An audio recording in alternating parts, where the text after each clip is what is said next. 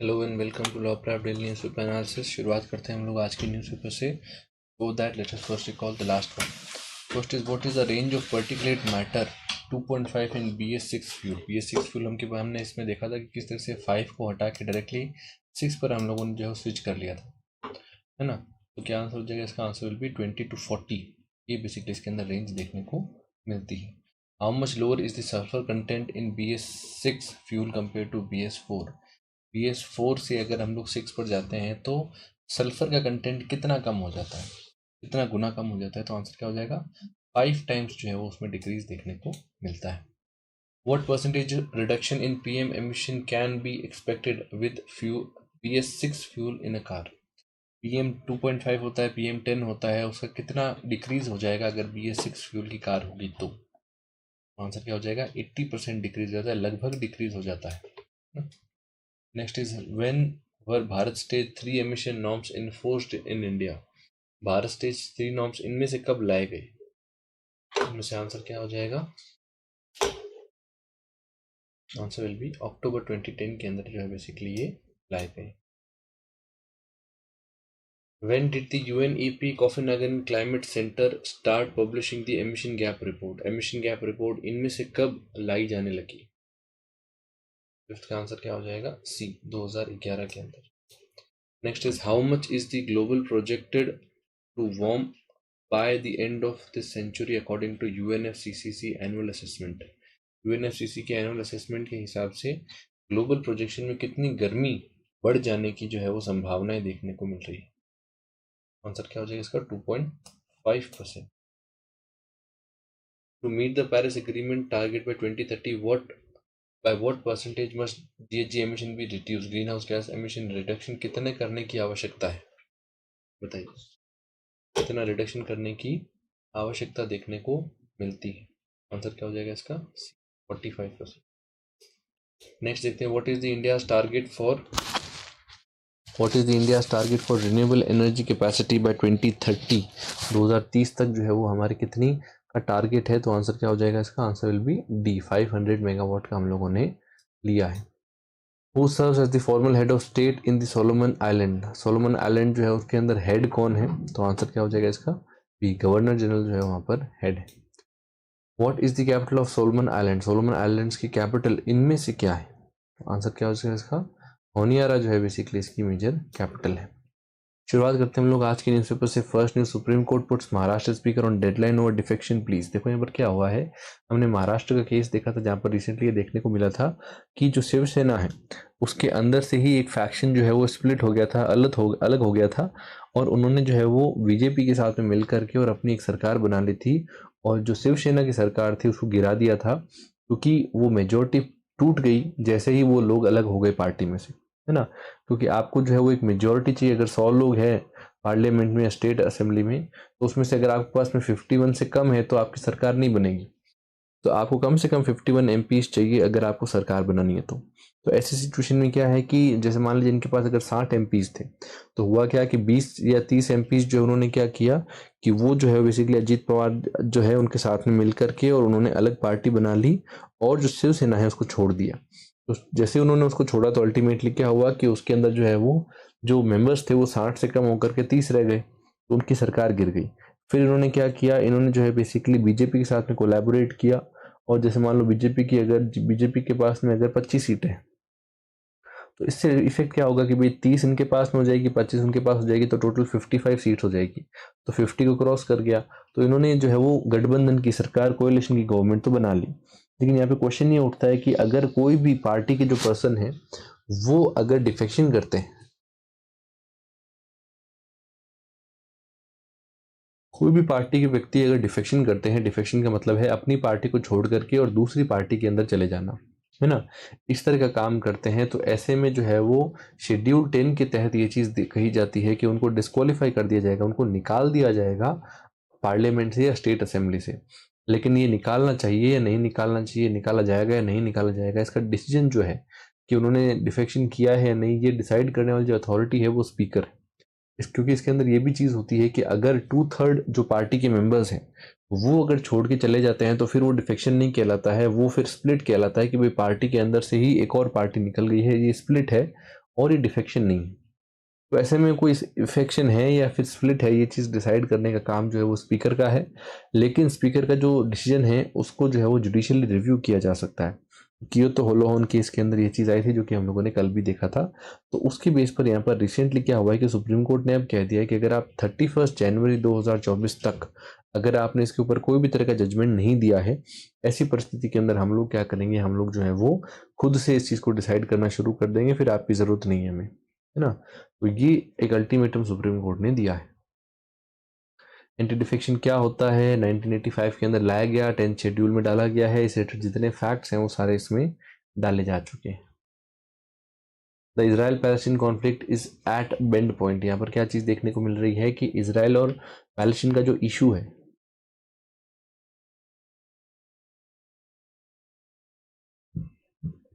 वो एक काफ़ी बड़ा जो है वो यहाँ पर सामने आ रहा है, जहाँ पे इनका ये कहना है कि भाई जो इसराइल है उसके ऊपर हमला हुआ है, हम इस चीज़ को मानते हैं, लेकिन उसके अगेंस्ट में वापस से अटैक करना और तकरीबन 20 से 22 दिन के अंदर ही 9-10 हज़ार लोगों को मार देना, इनका ये कहना है कि भाई अगर नॉर्मली देखा जाए तो आज तक जो है वो 8,500-9,000 लोगों की डेथ हुई है आपके रशिया यूक्रेन वॉर के अंदर, जो कि जो है वो 20 से 25 महीनों से चल रहा है। और ये जो वॉर है इसको 25 हफ्ते भी नहीं हुए हैं, और अभी जो है वो इसने बेसिकली 25 दिन भी नहीं हुए हैं, और इसने जो है वो बराबर लोगों को मार दिया। तो ये चीज़ काफ़ी ज़्यादा गलत है, और ये जो मरने वाले लोग हैं उसमें से मेजरली 40 से 50% छोटे बच्चे हैं। तो इनका ये कहना है कि ये सारी चीज़ें जो है वो ठीक नहीं है, और अल्टीमेटली बहुत ज़्यादा सिचुएशन आउट ऑफ कंट्रोल हो रही है, और अरब एरियाज़ के अंदर जो है वो चीज़ें काम में ली जानी चाहिए। यहाँ पे इनका ये कहना है कि भाई इसराइल जो है वो अब ये बात कह रहा है कि पैलेस्टाइन अल वास्तव में इशू नहीं है, इशू जो है वो ईरान है। अब इस तरह की सिचुएशन से अल्टीमेटली क्या होगा कि ईरान के साथ भी लड़ाइयाँ बढ़ेगी और इश्यूज बढ़ेंगे। दूसरी तरफ अरब कंट्रीज जो है उनका भी सिचुएशन समझ में नहीं आ रहा है, एक तरफ वो इसराइल की तरफ हो जाते हैं, दूसरी तरफ वापस पैलेस्टीनियंस की तरफ हो जाते हैं, और कोई एग्जैक्ट चीज़ जो है वो देखने को नहीं मिल रही है। लगातार लड़ाई की तरफ जो है वो बढ़ रहे हैं। जैसे रिसेंटली जो बेंजामिन नेतन्याहू है, उन्होंने पहले ये बात कही थी लैंड फॉर पीस, लेकिन अब जो है वो बोल रहे हैं पीस फॉर पीस। यानी कि अब जो है वो पहले सिर्फ ज़मीन लेकर के वो खुश हो सकते थे, लेकिन अब वो कह रहे हैं कि भाई अब हम लोग जो है वो सभी को मार करके ख़त्म कर देंगे, और ये पूरी जगह जो है उसको साफ कर देंगे। ये अल्टीमेटली यहाँ पर जो देखने को मिला है, उनका कहना है कि भाई ये जो गाज़ा का ऑपरेशन है ये बहुत ज़्यादा गलत डायरेक्शन में जा रहा है, और ये चीज़ें अगर चलती रही तो बहुत बड़ा विनाश इसमें देखने को मिलेगा। इनका कहना है कि गवर्नमेंट ऑफ इंडिया को इसमें स्टैंड लेना चाहिए, और गवर्नमेंट ऑफ इंडिया जो है इसके ऊपर काम करे ताकि इस तरह की चीज़ें जो है वो ना हो।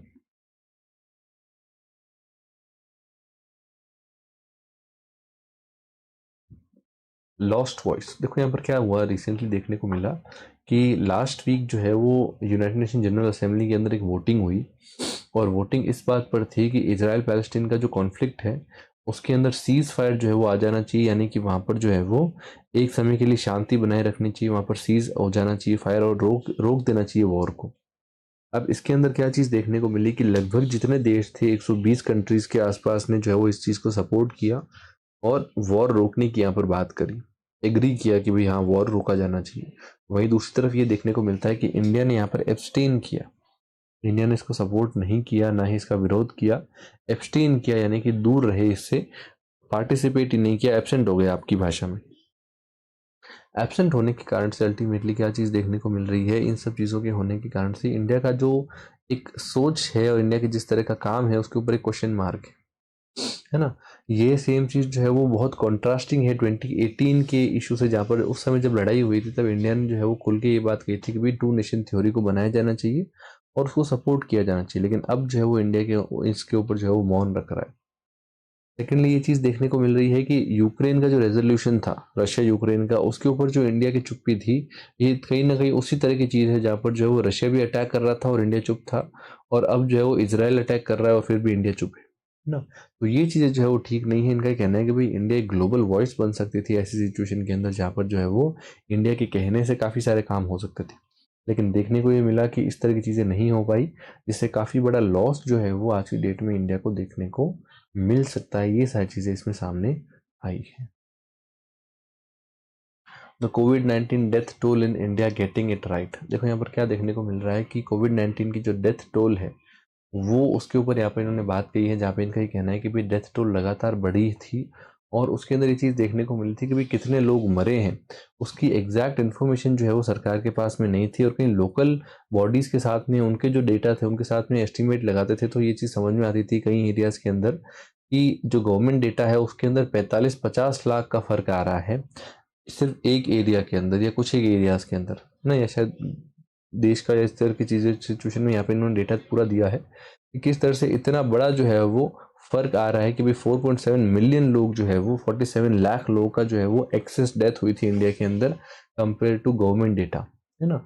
तो इनका ये कहना है कि भाई इंडिया के अंदर जो बड़ी दिक्कतें हैं वो ये है कि भाई कितनी डेथ्स हो रही है उसका एग्जैक्ट एस्टिमेशन नहीं है। 70% तो लोग डेथ का रजिस्ट्रेशन करवाते हैं, लेकिन बाकी एरियाज़ में आज भी ये चीज़ नहीं है, और ऐसा इस चीज़ के लिए जो है वो कोविड में क्या एक्चुअल सिचुएशन हुई ये हमारे सामने नहीं है।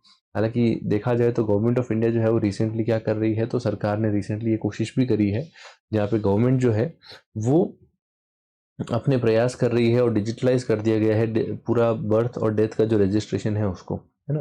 पूरे सिस्टम को जो है वो जो है इस तरह से बना दिया गया है, और कोशिश की जा रही है कि इस तरह की चीज़ें जो है वो टैकल कराई जा सके, लेकिन लार्ज स्केल पे अभी तक ये चीज़ इम्प्लीमेंट नहीं हो रही है ना।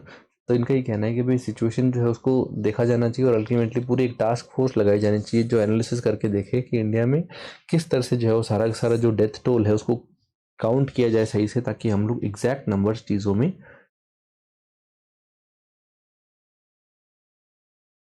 निकाल सके। नेक्स्ट देखते हैं हम लोग, नेक्स्ट इसके अंदर क्या चीज़ है, टेरर इन बैग्स। देखो यहाँ पर क्या देखने को मिल रहा है कि रिसेंटली जो केरला के अंदर जो ब्लास्ट हुआ है उसके बारे में यहाँ पे इन्होंने बात कही है, जहाँ पे इनका ये कहना है कि भाई जो काला मैसेज में के अंदर ब्लास्ट हुआ था जिसके अंदर जो है तकरीबन 2000 लोग माइनॉरिटी के बैठे थे, और कई सारे लोग जो उनकी इंजरी हुई है, 3 लोगों की डेथ हुई है।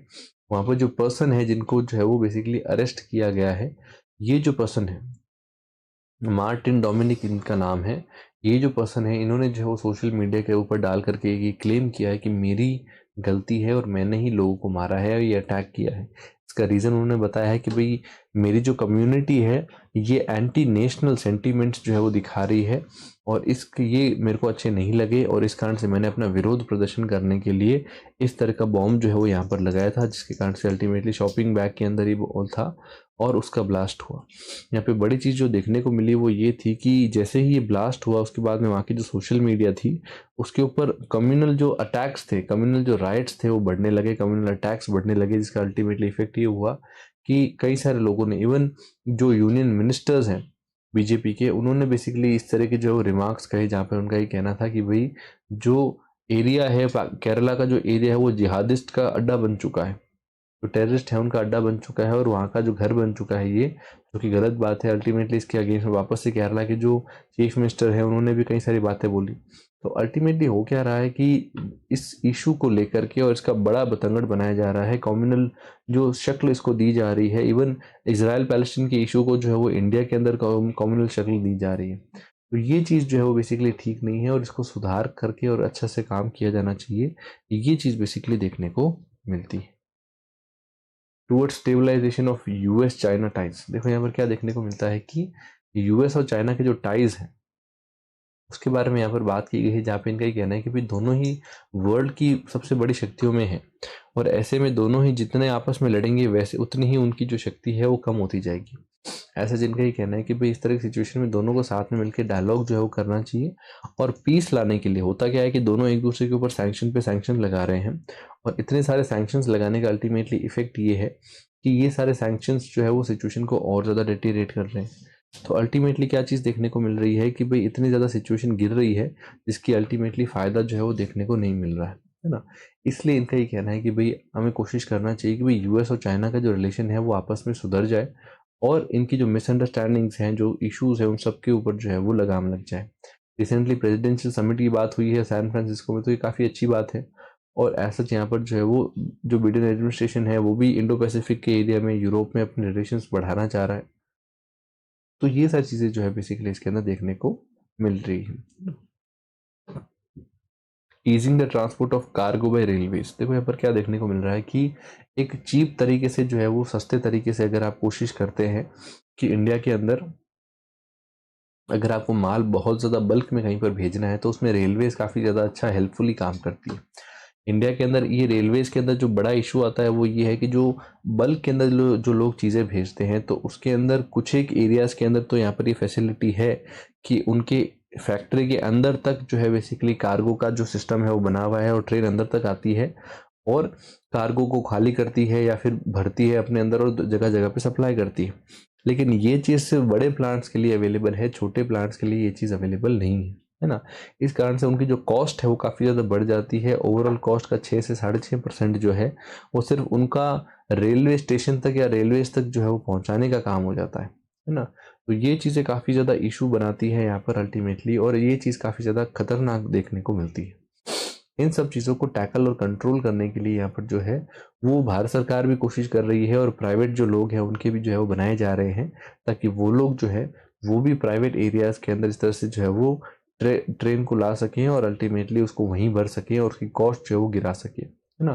सरकार ने 2 तरह के प्लान्स भी इसके अंदर जो है वो सामने रखे हैं, जिसके अंदर एक तो पीएम गति शक्ति है और दूसरा नेशनल मास्टर प्लान है लॉजिस्टिक पॉलिसी का, है ना। अब गति शक्ति के अंदर बेसिकली क्या चीज़ है, तो इंडिया के अंदर जितने भी ईज ऑफ डूइंग बिजनेस है यानी बिजनेस के अंदर चालू करने के अंदर जो जो भी इश्यूज आते हैं उन सबको टैकल करने के लिए यहाँ पर जो है वो गति शक्ति काम करता है। सभी मिनिस्ट्रीज को साथ में बिठाया जाता है और जो जो इशू होते हैं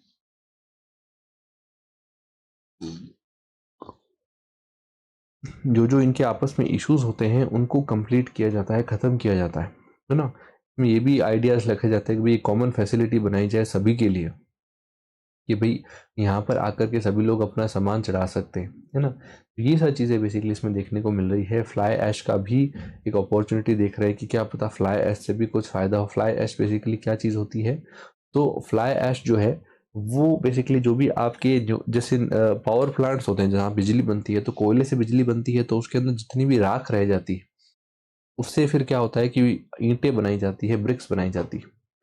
तो वो जो फ्लाई ऐश है वो जो आपके जो राख होती है वो फ्लाई ऐश होती है और उसकी कभी ईंटें बना ली जाती है, कभी दूसरी चीज़ बना ली जाती है, तो वो काफ़ी ज़्यादा बेनिफिशियल होता है ना। ये चीज़ें इसमें देखने को मिलती है। The expansion of settlements into flood prone areas, यहाँ पर क्या देखने को मिल रहा है कि इंडिया जो है वो वर्ल्ड बैंक की स्टडी के अंदर आया है कि इंडिया के अंदर फ्लड की रिस्क काफ़ी बढ़ती जा रही है क्योंकि इंडिया थर्ड उस देश के अंदर आता है जहाँ पर जो है वो बेसिकली फ्लड प्रोन एरियाज में घर बना लिए गए हैं।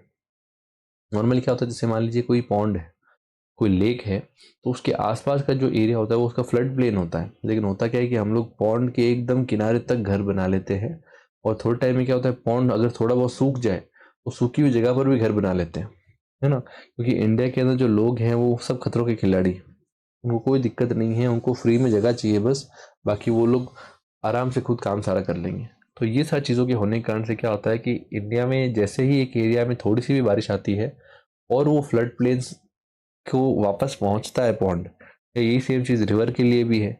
तो अल्टीमेटली पूरे एरिया के अंदर जो है बाढ़ बढ़ जाती है। जैसे रिसेंटली आपने यमुना का देखा होगा कि यमुना के अंदर जो सिचुएशन हुई वो कितनी ज़्यादा खतरनाक थी, है ना। तो ये सारी चीज़ों के कारण से अल्टीमेटली चीज़ें जो है वो आउट ऑफ कंट्रोल देखने को मिल रही है ना। ये चीज़ यहाँ पर सामने आई है। Government promises all efforts to get navy veterans released from Qatar prison. Qatar के जो प्रिजन है वहाँ से जो है वो रिलीज करने की यहाँ पर बात की गई है, जहाँ पर इनका ये कहना है कि भाई जो कई सारे एफर्ट्स जो है वो लगाए जा रहे हैं जिसमें जो है कोशिश की जा रही है कि जो नेवी के जो लोग हैं जिनको कतर में डेथ सेंटेंस दिया गया है उनको जो है वो वापस लाया जाए, उनको जो है वो देश के अंदर लिया जाए ताकि उनको जो है वो ये डेथ सेंटेंस ना पहुँचे। गवर्नमेंट ऑफ इंडिया ने भी ये चीज़ कही है कि भाई एस जयशंकर भी ये बात कह रहे हैं कि भाई वो कोशिश कर रहे हैं पूरी की पूरी कि भाई इस तरह की चीज़ें ना हो और कतर से नॉर्मल इस तरह की चीज़ें, इंडिया का रिलेशंस काफ़ी अच्छा है। अब देखने को मिलेगा कि भाई इसमें क्या चीज़ सामने आती है। That question SEBI's ban on की रोल्स ऑफ जीज गोयनका। यहाँ पर क्या चीज़ है, एक प्राइवेट कंपनी जो है उसके बारे में यहाँ पर बात की गई है कि भाई उनके ऊपर जो बैन लगाया गया था वो सिक्योरिटीज अपीलेट ट्रिब्यूनल ने हटा दिया है।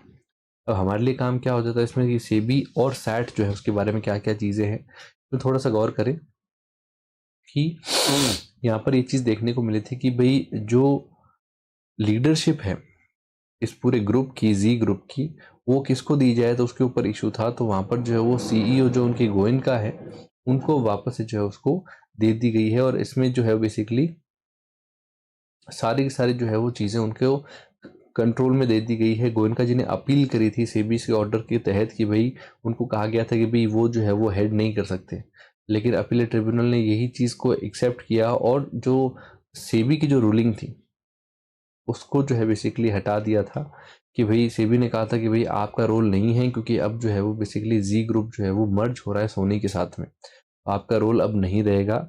लेकिन वापस जब अपील की गई तो वो जो चीज़ थी उसको चेंज कर दिया गया और फिर उन्होंने ये बात कही कि नहीं, आप जो है वो लीडरशिप रोल पर रह सकते हैं, है ना। सेबी क्या चीज़ है, तो बेसिकली 1988-89 के अंदर इसको बनाया गया, 1992 के अंदर जो है वो अल्टीमेटली एक सरकारी जो एक्ट है उसको पास किया गया और अल्टीमेटली अप्रैल 2012 के अंदर एक स्टैट्यूटरी बॉडी की तरह ये सामने आता है ना। इंडिया के अंदर पूरा का पूरा जो स्टॉक मार्केट का जो सिस्टम है उनको ये संभालते हैं और इंडिया के अंदर जो है वो अल्टीमेटली इसका हेडक्वार्टर्स मुंबई के अंदर देखने को मिलता है। रीजनल ऑफिस अहमदाबाद, कोलकाता, चेन्नई और दिल्ली के अंदर जो है वो सामने आते हैं। इसकी चेयरपर्सन कौन है, तो शायद इसमें लिखा हुआ नहीं है। चेयरपर्सन है मधुबाई पुरी बुच, है ना, ये चीज़ गौर रखिएगा। पावर सेबी की हमने आपको बताई दी है, कौन सी लेजिस्लेटिव फंक्शन है जिसके अंदर शेयर्स को देखना और उससे रिलेटेड सारी चीज़ें करना आता है। Only 3 e commerce platforms have minimum wage policy. Minimum wage policy जो है वो सिर्फ 3 ई कॉमर्स प्लेटफॉर्म्स के पास में जो है वो देखने को मिलती है ना। तो ये चीज़ इंडिया के अंदर अच्छी चीज़ नहीं है, क्योंकि मिनिमम वेजेस दी जानी चाहिए और जो इंडिया के अंदर जो वेजेस का कोड बना हुआ है उसके हिसाब से सबको सही से मिलना चाहिए, है ना। लेकिन ये चीज़ नहीं हुई है। तो 5th एनुअल स्टडी जो फेयर वर्क इंडिया की हुई है उसके अंदर यही चीज़ देखने को मिली है ना।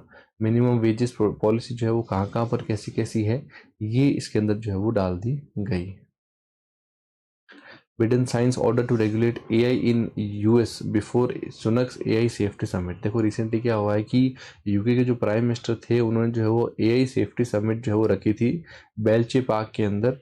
तो यहाँ पर जो है बेसिकली ये चीज़ देखने को मिल रही थी कि उसमें AI को रेगुलेट करने की बात कर रही थी, कोशिश कर रहे थे, है ना। तो उसी चीज़ को आगे बढ़ाते हुए यहाँ पर ये देखने को मिला है कि जो आर्टिफिशियल इंटेलिजेंस है उसको और अगर और ज़्यादा उसके ऊपर रेगुलेट करने के लिए रिसेंटली जो बिडेन एडमिनिस्ट्रेशन है, जो जोई बिडेन है, उन्होंने एक जो है वो ऑर्डर, स्वीपिंग ऑर्डर साइन किया जिसके तहत जो उसको रेगुलेट किया जा रहा है। लार्ज स्केल के ऊपर जितनी भी एआई है उसको रेगुलेट किया जाएगा अच्छे से। हाँ, तो ये चीज़ें इसके अंदर जो है वो सामने देखने को मिलेगी। Chinese vessels begin research off coast of Sri Lanka in India's concern. देखो चाइना जैसे ही इंडिया के देशों के पास में आकर के काम करने लगता है तो इंडिया के लिए एक बड़ा कंसर्न हो जाता है, क्योंकि वो उनके आइलैंड्स ले लेता है और इंडिया के ऊपर जासूसी रखता है। जैसे म्यांमार का कोको आइलैंड ले लिया, है ना, जैसे हम लोगों ने देखा था कि भाई गदर पोर्ट जो ले लिया आपका पाकिस्तान का। तो वैसे ही अब क्या हो रहा है कि भाई चाइना जो है वो वापस से श्रीलंका के पास में आए हैं कि भाई आपके पोर्ट्स को मैं अच्छा कर दूंगा, आपके लिए रिसर्च करके दूंगा कि इंडियन ओशन के अंदर क्या क्या चीज़ें मिलती है ना। तो ये सारी चीज़ें यहाँ पर जो है वो देखने को मिल रही है। तो इंडिया का एक बड़ा कंसर्न है कि यहाँ पर चाइनीज़ जो डोमिनेंस है वो बढ़ता जा रहा है ना। ये चीज़ के अंदर जो है देखने को मिली है। चाइनीज की जो रिसर्च शिप है उसका नाम है शियान 6, जो कि बेसिकली यहाँ पर कोलंबो रिसेंटली पहुंची। कुछ शॉर्ट न्यूज़ है हमारे पास, जैसे Bhanwala wins rapid fire pistol bronze, और इसके अलावा जो है माया को जो है वो कॉन्जिक्यूटिव ITF जूनियर टाइटल मिला रिसेंटली। शॉर्ट न्यूज़ में है कि भाई जो मशरूम की जो रिसर्च थी वो रिसेंटली की गई, जहाँ पर जो है वो नए तरह के मशरूम यहाँ पर पाए गए, जिसके अंदर कैंडोलिमिस उसका नाम रखा गया है। वेस्टर्न घाट्स के अंदर, वेस्टर्न घाट्स जो है वो काफ़ी ज़्यादा इस चीज़ के लिए फेमस है, हर तीसरे दिन कुछ नया मिलता है यहाँ पर, है ना। आंध्र प्रदेश के अंदर जो रिसेंटली ट्रेन का जो कोलिजन हुआ था उसकी जो टोल है, उसकी जो डेथ टोल है वो इंक्रीज होकर के 14 हो चुकी है। ये चीज़ इसमें देखने को मिली है। तो ये था आज का हमारा न्यूज़पेपर। किसी कोई क्वेश्चन हो, कोई बात हो तो आप हमें बता सकते हैं, लिख सकते हैं, हम लोग जो है आपको मैसेज करेंगे। Thank you and have a nice day.